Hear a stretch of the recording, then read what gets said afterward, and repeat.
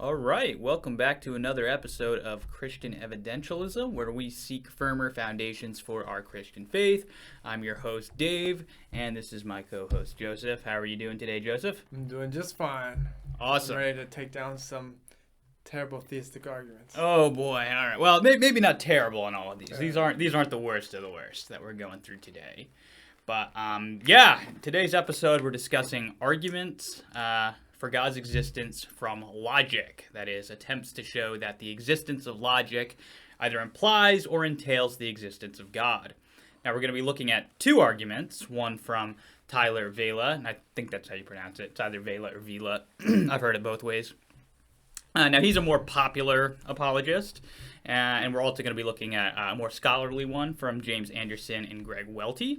And they probably have defended the most sophisticated and rigorous version of this argument that's out there.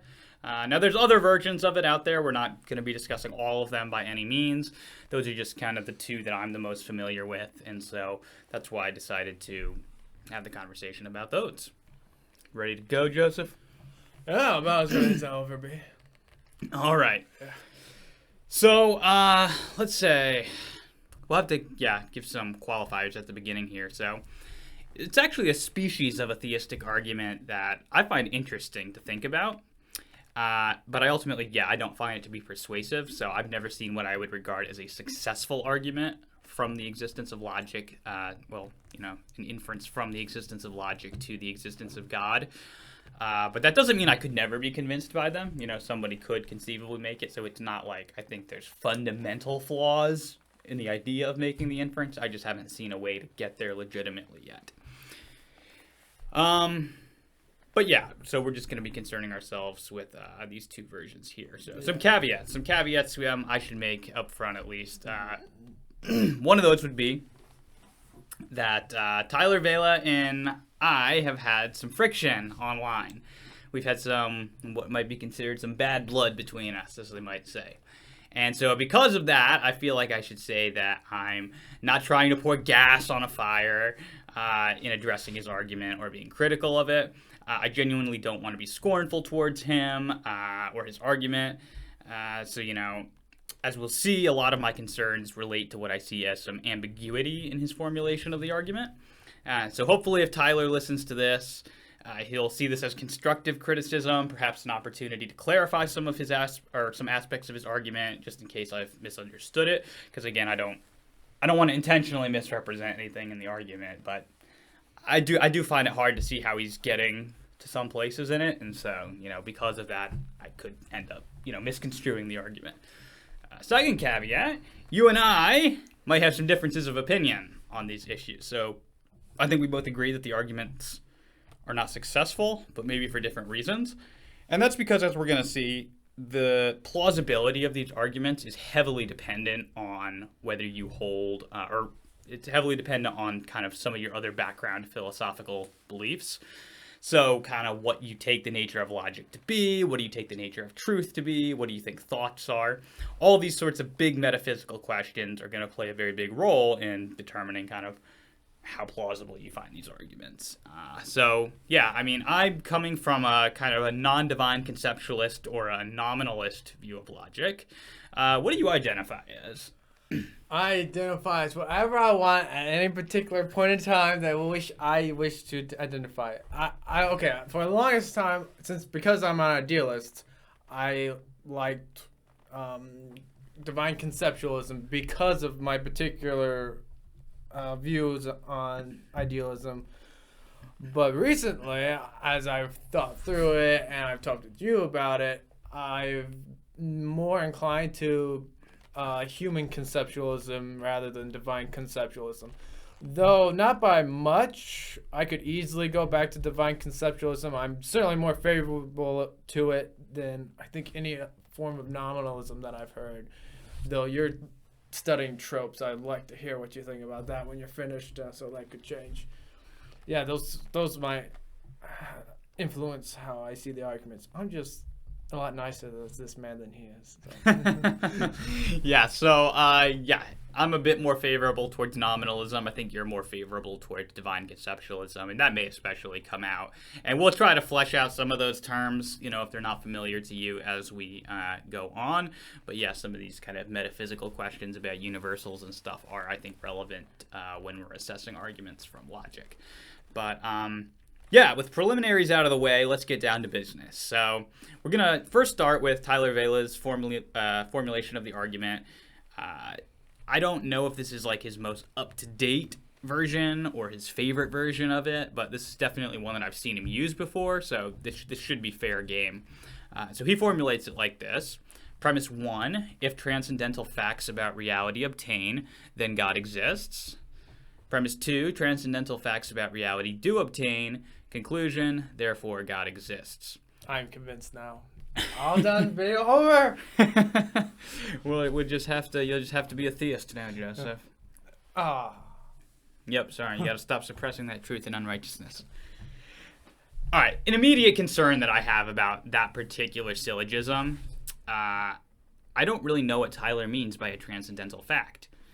Granted, I'm not an expert in philosophy, not a philosopher by any means, but I've never come across that term, like just in my own studies, my own reading, in metaphysics and epistemology. I don't think I've ever come across the term transcendental fact. And even prior to this episode, kind of as I was prepping for it, I was like, well, you know what? Let's see though. So I did an internet search, and just typed in transcendental fact. And, nothing came up, right? I got, results on transcendental arguments, transcendental concepts. There's this, medieval concept of categories known as transcendentals. But nothing about transcendental facts. And so I don't know what he means by that, how he's using the term. Now, obviously, he's free to coin a new term. I mean, philosophers do that all the time.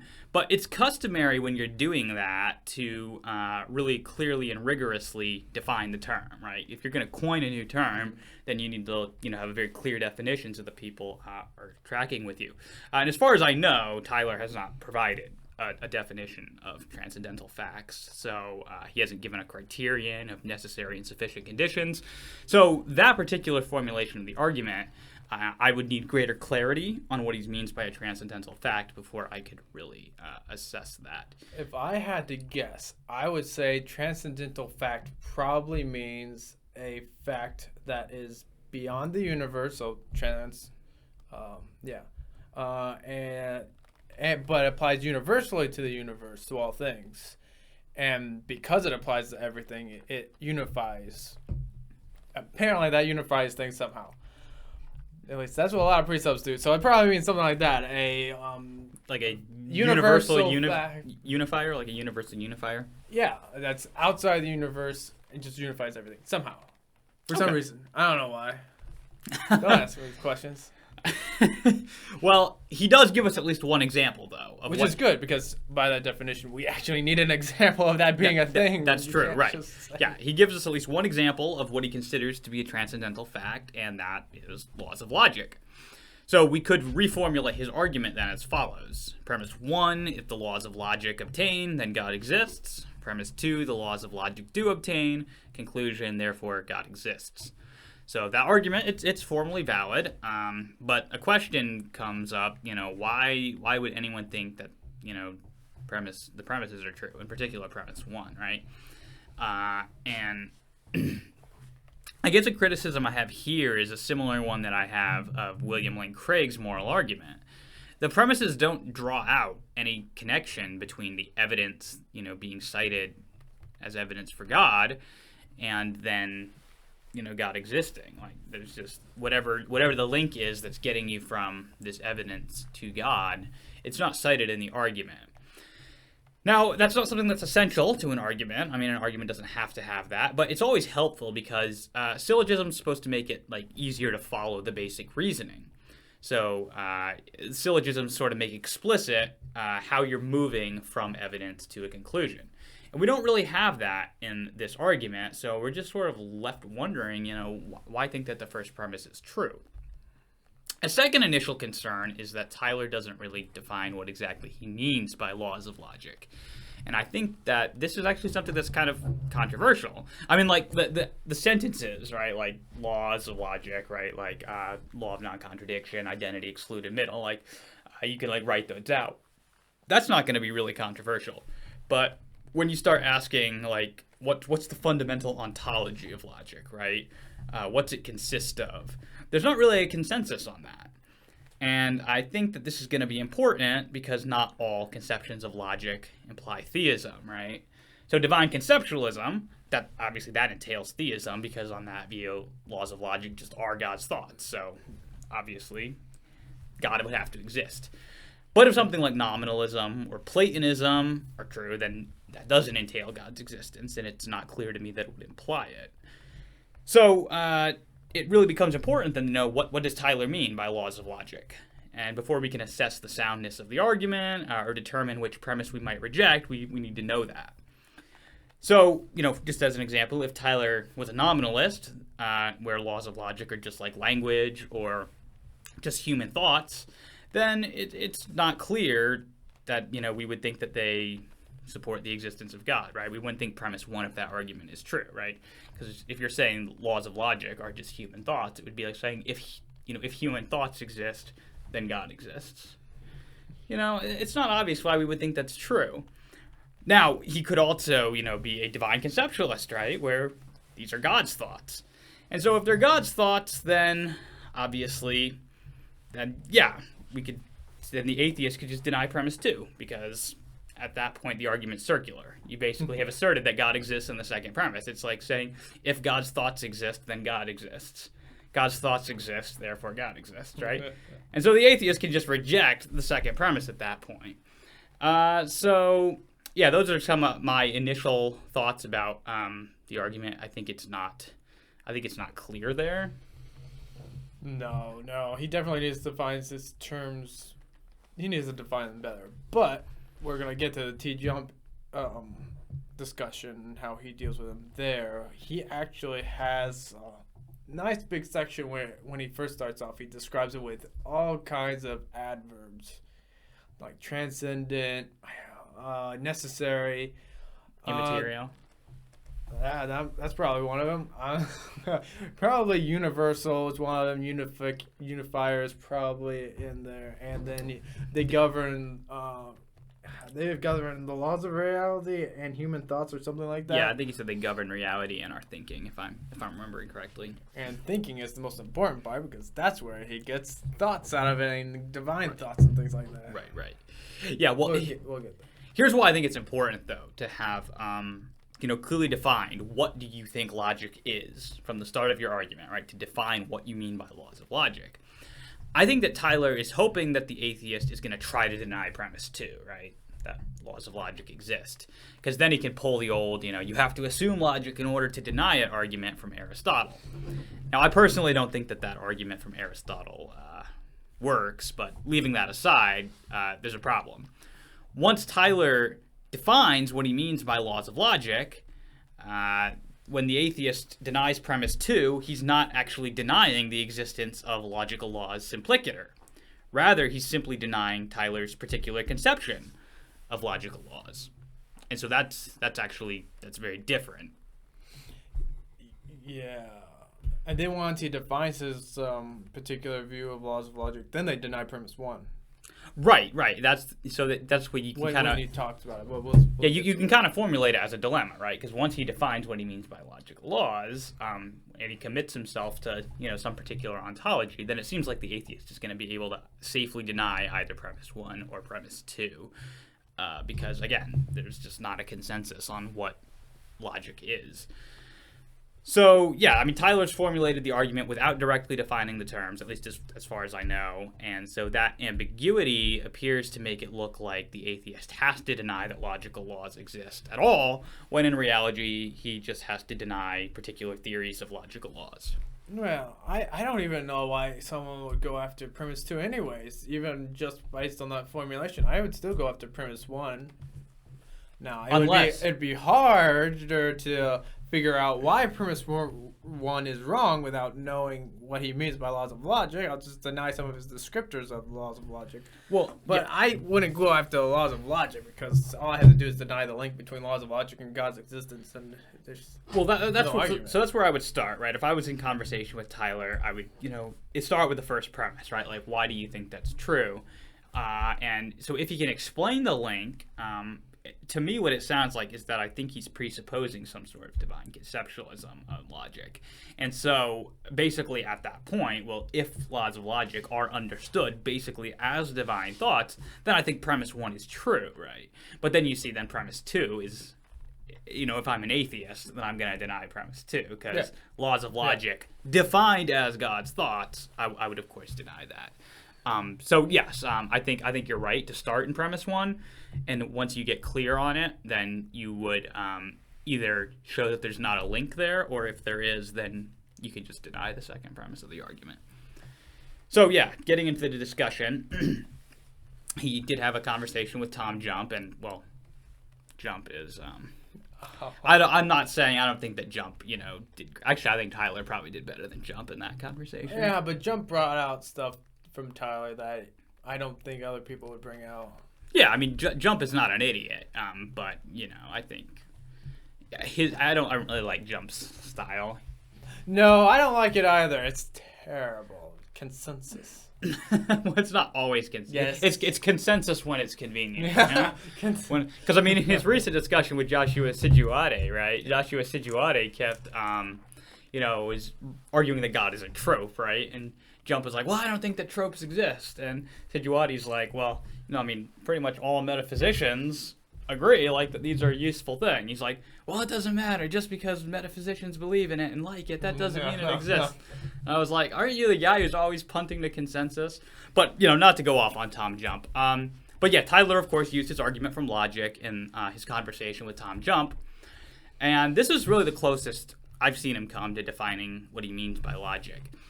He said that he's not really concerned with the sentences or propositions which, express the laws of logic. And I would just identify those as laws of logic. I don't know. That's why this argument confuses you so much. Yeah, I don't know what a law is. If it's not a proposition, that's the only sense in which I use the term law, is to refer to something that's a proposition. You need to start listening to other people and figure out what they mean by terms. I can mean something totally different than what you think. I did make a genuine effort, right? So instead he says he's concerned with the ontological fact that something cannot both exist and not exist. Which is the physical representation, the physical thing that the law of non-contradiction corresponds to, kind of, sort of, maybe. Well, so sort of. It's controversial. So yes, there's some people who would say that it's like an emergent fact based on all other facts or something like that. I don't even know if it makes sense to speak of emergent facts, but be that as it may, he says that God explains this apparently in virtue of logic being grounded in God's necessary nature. Now, I'm not fully clear on how God is supposed to explain this, since it seems like it's also a fact that God cannot both exist and not exist. Yep. So the fact that something can't both exist and not exist doesn't seem like something that God is explaining, since God's existence is itself such a fact. So we can ask, why can't God both exist and not exist? And I'm guessing that if we asked Tyler that, his answer would have something to do with, God's metaphysical necessity, God, existing by necessity. And that's a fine answer. I mean, I don't have a problem with that. But I don't see why the atheist can't say the same thing about whatever they're taking to be foundational to reality, because, presumably most atheists, at least philosophical ones, like Oppie and Sobel and even such. T-Jump. Even T-Jump, who is not a philosophical atheist, but yes, even T-Jump will agree that there is a sort of necessary foundation to reality that's necessary. And so, I mean, whatever work that's doing for Tyler, I don't see why the atheist can't go there as well, especially since he said that he's not interested in the propositional structure, right? Yeah, but that's where the thing about him just saying that these rules govern our reasoning, our thinking. Somehow he thinks, I don't know how he does this, somehow he thinks that fact means that the thing that grounds logic has to be rational. But the thing is, what he seems to mean is he's saying that in reality, like, or in, I should say, like, in physical reality, non-conscious reality, he seems to be saying that. Well, it's all reality, even conscious. Yeah. I'm just saying, like, even he likes to use the example, like, if there were no minds, right? He went there with Tom Jump, right? He would say, if there were no minds, you don't think that a contradiction could obtain, right? Yeah. So where he was going with that, I think, was to say that there's some ontological fact of the matter.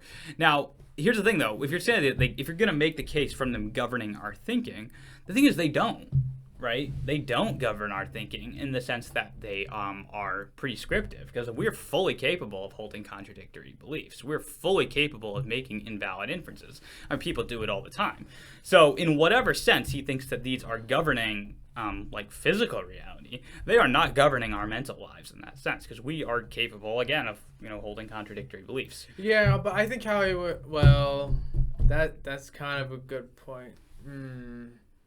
Well, that's why he needs to explain himself better, because what I was gonna say is that the way he formulates it about physical matter does apply to our thoughts, but not in the way that we usually think logic does. Like, we usually say logic, it presents rules for how we avoid contradictions.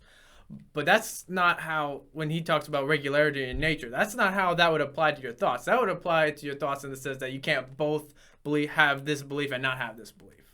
But that's not, that doesn't mean that you can't have, your belief can't be contradictory. That just means you can't both have it and not have it. So if you believe a contradiction or have a proposition in your head that's a contradiction or false like that, it would apply in that you can't both have the proposition in your head and not the proposition. But it wouldn't stop you from having a contradictory proposition in your head. So it's not a rational thing. Or that you could hold, like, I believe P and I believe not P, right? Yeah. So you could hold two beliefs that are in conflict with another. But yes, you're right. You couldn't both hold the belief and not hold the belief. But that's why his argument has issues. Now, even if that, just given that idea, let's just say somehow he shows that the foundation has thought, or that this implies that for him to avoid the thing that you were going with, that somehow logic has to apply to God for him to be necessary, he has to hold some form of divine simplicity where God is logic in a very real sense. You could say that logic is part of God, but that, I don't think that really works. But then if he holds the divine simplicity, then you have to then you have to defend that. There are some severe problems with divine simplicity if I understand the concept correctly. I mean, a lot of atheists hate it. A lot of theists hate it. So that just seems like it takes the argument further than he would ever want to go. He doesn't want it to be that hard to get his conclusion, because if it implies something that is contradictory, which people will say divine simplicity is, then the argument fails immediately. Yeah. I'm pretty sure he is a classical theist, so he wouldn't have a problem with divine simplicity per se, but I don't know. I mean, again, that's not like an area that I've done a whole bunch of study, but I do know that it basically would say that God can't be composed of parts. And so if you're going to try to say that laws of logic are part of God, I mean, there's a problem, because that's plural, right? There's multiple laws of logic. I was trying to say that for someone who didn't believe in divine simplicity. Oh, okay. They could try to do that, but I don't know if that will actually solve the problem of logical priority in that sense. Okay. Which you have to have God. For this argument to really work, you have to have God first, then laws of logic, or else they have to be equal in a very real sense. Yeah, it seems like there has to be a dependency relation, because his whole argument is that laws of logic have to be grounded in God. And so grounding is a type of dependency relation. But it doesn't work, because in God's nature, there's no reason for God's nature to be the way it is without laws of logic to tell you what is necessary and what is not. Right, if they are working in kind of the prescriptive sense that Tyler takes them to be.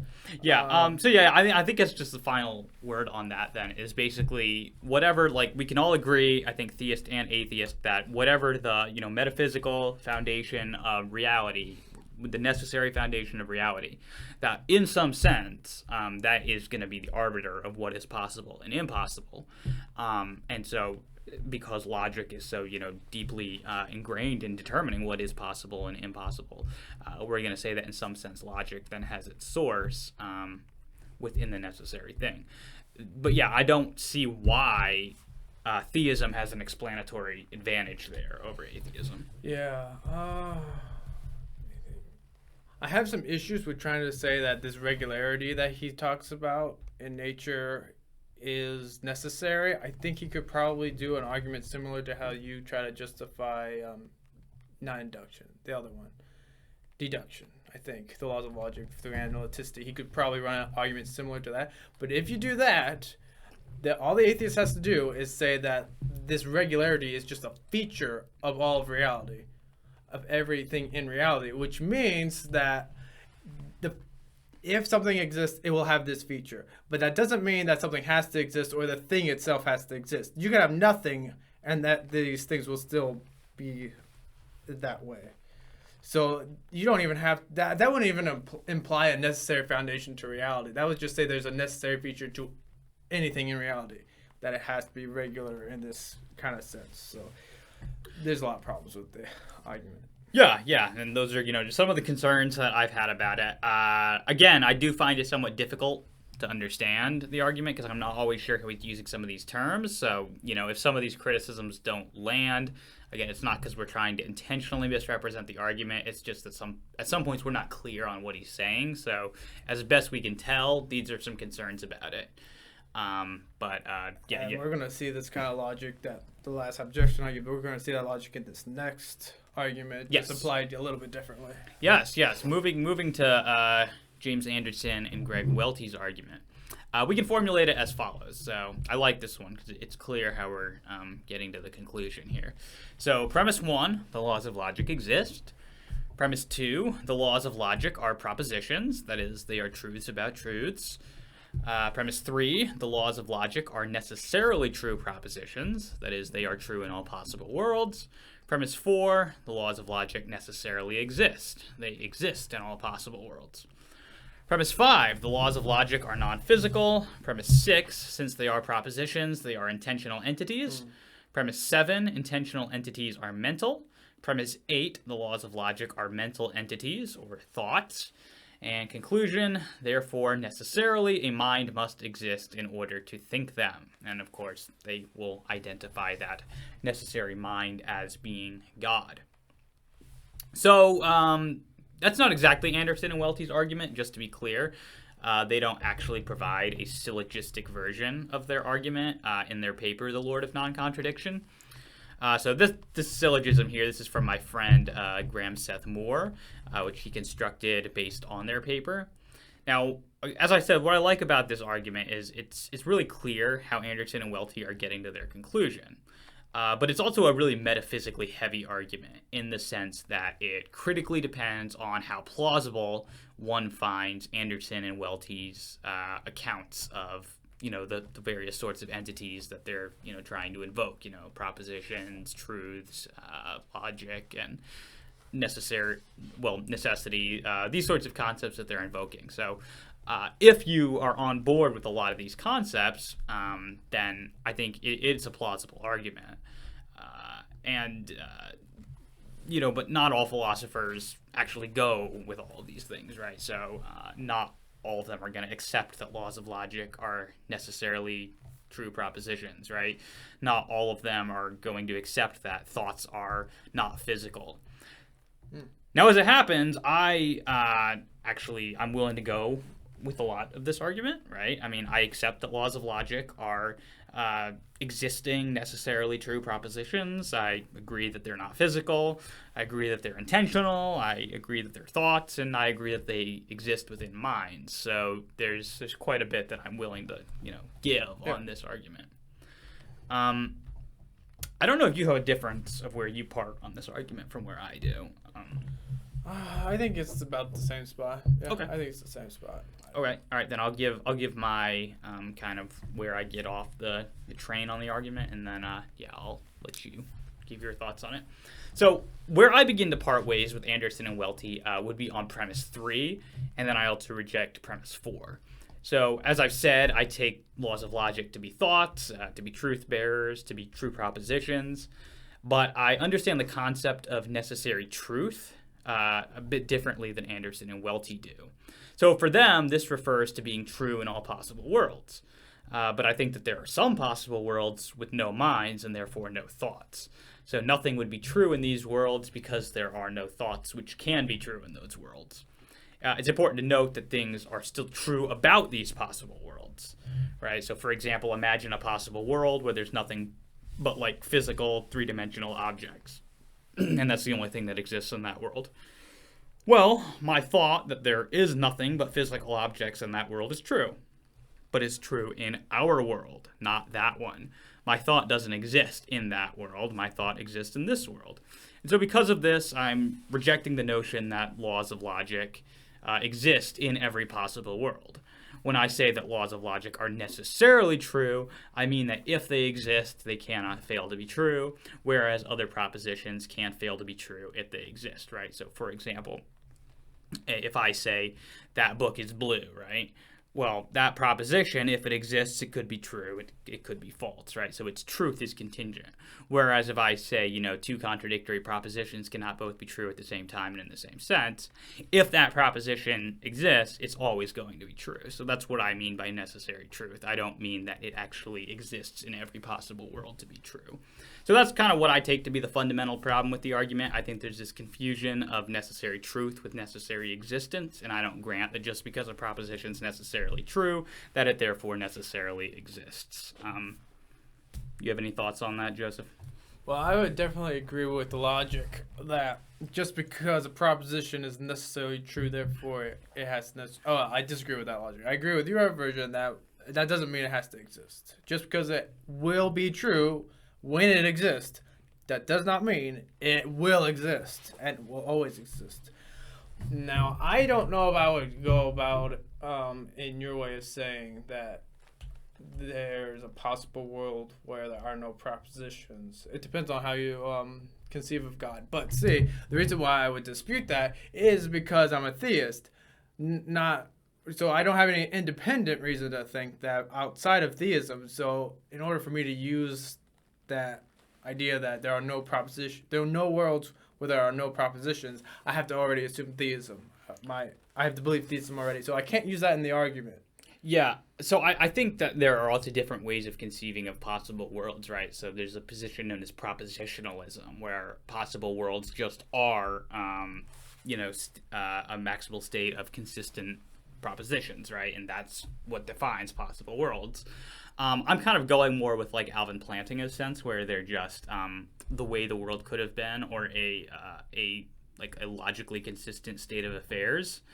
And so if we're thinking of this in terms of states of affairs, which are not propositional, then it doesn't seem to me like there's any problem. Because if we if we say a world's not possible, just in case it entails logical contradictions, then it seems like it's possible that you have states of affairs with no propositions, so that's going to be logically consistent, and so possible by that definition. Well, the reason why I dispute it is because I don't think there is any state of affairs that's logically coherent without God also existing, because presumably God has propositions in his head, so therefore their propositions exist in that particular world. Do you think God is like logically necessary though, or because I think God's metaphysically necessary, but it doesn't seem to me like there's a contradiction entailed by denying God's existence. So God's existence is not logically necessary in that sense. I mean, even if I say yes, I still wouldn't say that there's a possible world metaphysically possible. Exist. No, of course not. But logically possible. I mean, I haven't thought through that, but even if I say yes, there's really no meaning for it, because even if it's logically possible, but there's nothing actually there that can make it exist. Yeah. Then I don't see any use in having that. The only use is for something. It's almost meaningless. The only use for something like this is to show that yes, there's a meaningful way in which something, a proposition could fail to be true in virtue of it not existing. So it's just useful for the purposes of the dialectic when discussing arguments of this sort. So I guess if you're going to say there's states of affair that are coherent and they don't have propositions, I guess I could say that's true. It's just that they can't exist. Yeah, They cannot exist. I would agree metaphysically that they couldn't exist, but they'd be possible in the broadest sense in which they don't entail a logical contradiction. Sure. Yeah. I don't. I'm just trying to convince you here, Joseph. I'm just. I'm gonna be skeptical for right now because I'm not. Because you're a skeptic. All right, no, that's fine. Now, so another reason, probably why they think that they can make that transition so well, is because the way they're defining truth here, it seems like if you deny this particular premise 4, they're going to be like, oh, so you don't think truth is necessary? You don't think truth has to be real? This is what it looks like. And since we're defining truth in a very propositional way, we can agree with that. Yes, we don't think truth is necessarily real. But that's not what most people think when they say truth. And we do think that truth is real, to be clear. Like, we think in our world that there is such a thing as truth because there are propositions which correspond to reality, right? So truth is real, but when we mean not necessarily real, we mean that there's not a contradiction entailed by saying that there is a possible state of affairs where there are no propositions, and so therefore nothing to correspond to reality and take on the property of truth. That's important because when you start saying things like that, well, truth isn't necessarily real. Everyone wants to label you a postmodernist and a skeptic and stuff. And of course, that's not what we're saying. We're just saying that in this broad sense that you don't actually have to have truth because you could have a state of affairs with like no minds. Still hard to conceive of these state of affairs with no minds, but I guess they can exist. I guess that has bearing on this argument. Yeah, that's the only real use I see in it. But yeah, so yeah, those are kind of our thoughts on arguments from logic. Why we don't really prefer those arguments. Which again, it's not to say that we could never be persuaded to use them, right? We're not saying that there's like a devastating knockdown argument against them. It's just that these particular formulations, and indeed any that I've seen, they have these sorts of problems, and so that's why I tend not to use them. Yeah, I wish one of these arguments would work because I would love to use it because it would match, especially when I was divine conceptualist. It would mesh so well with divine conceptualism and my particular view of idealism, which is why. Yeah, but this argument, it just seems like it would just be an element in another argument. Either an argument from consciousness or just a regular contingency argument of sorts. Right. But no, you can't do it just based on the ontology of logic, whichever one you choose alone. Yeah, and if you wanted to, if you found a way, because I think Joshua Rasmussen tries to do that in his contingency argument, he tries to incorporate, things like propositions and logic into it. But that's within a greater context. It's not like logic by itself isn't doing all the work.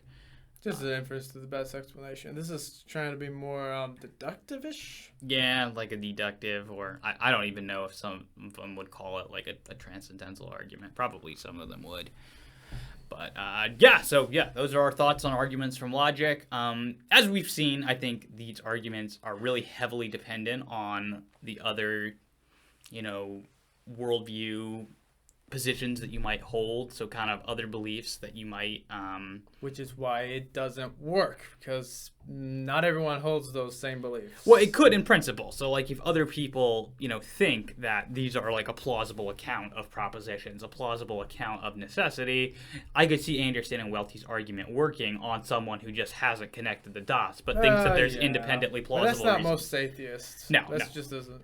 Yeah, I think most atheists, if they start seeing that all their beliefs have that implication, are probably just going to jettison this particular account of something or other. So I don't find them to be particularly useful arguments. But very metaphysically heavy arguments, but not necessarily wrong. But these particular versions. Cool models, not super convincing to the skeptic. Right. Yeah. So those are our thoughts. Thanks again for checking us out, and stay tuned for the next episode of Christian Evidentialism.